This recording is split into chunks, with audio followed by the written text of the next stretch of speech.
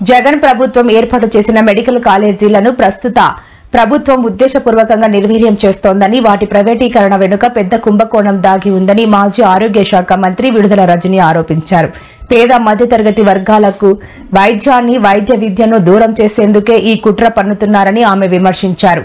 ప్రతి జిల్లాకు ఒక మెడికల్ కాలేజీ, అనుబంధ ఆసుపత్రి ఉండాలన్న గొప్ప లక్ష్యంతో జగన్ ఈ కాలేజీలను ప్రారంభించారని రజని గుర్తు చేశారు.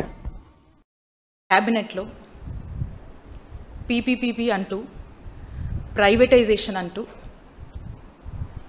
జగనన్న తీసుకొచ్చినటువంటి గవర్నమెంట్ మెడికల్ కాలేజ్ని వాళ్ళ నిర్ణయంతో చంపేశారు.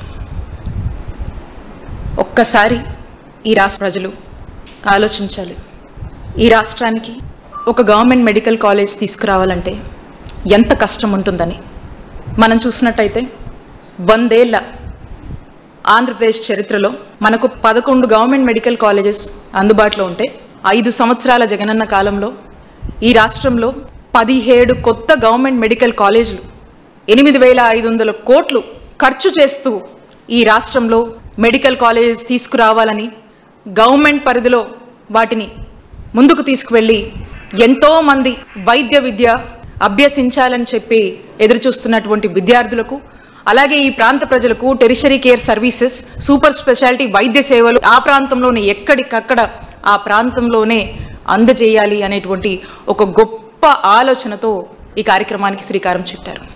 మరి ఈ రోజున అన్నిటినీ కూడా చంపేస్తూ చంద్రబాబు నాయుడు గారు తీసుకున్నటువంటి నిర్ణయాన్ని వైఎస్ఆర్ కాంగ్రెస్ పార్టీ వ్యతిరేకిస్తుంది. ప్రజల తరఫున వైఎస్ఆర్ కాంగ్రెస్ పార్టీ మరి ఈరోజు ఈ ప్రభుత్వాన్ని ప్రశ్నిస్తోంది.